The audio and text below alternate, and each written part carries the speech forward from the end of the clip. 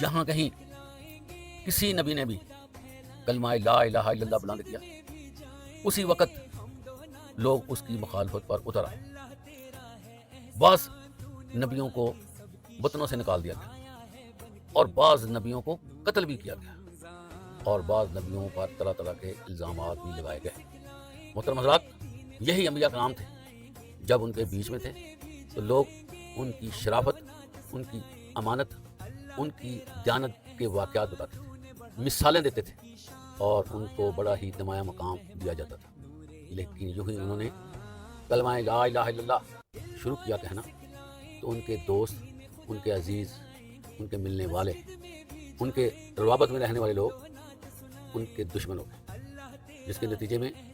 ان کو تنہا کرنے کی کوشش کی گئی۔ یہی وجہ ہے کہ اللہ تعالیٰ نے ایسے انبیاء کرام، صلحاء، اولیاء کرام سب کو اچھی خبریں سنائیں، اور یہ ان کو فرمایا کہ تم اس بارے میں پریشان نہ ہو، بلکہ جن لوگوں نے بھی کبھی کسی نبی کی، کسی ولی اللہ کی، کسی نیکوکار کی، کسی موحد کی دشمنی کی، اللہ تعالیٰ اس دشمنی کی وجہ سے انہیں کو برباد کرتا ہے جو دشمنی کرتے ہیں۔ اس لیے ہمیں یہ دیکھنا چاہیے کہ ہم اللہ کے ساتھ اپنے آپ کو مخلص کریں، اور اللہ ہی کی توحید کا علم بلند کریں، اور اللہ تعالیٰ کی جو صفات ہیں ان کو متعارف کرائیں۔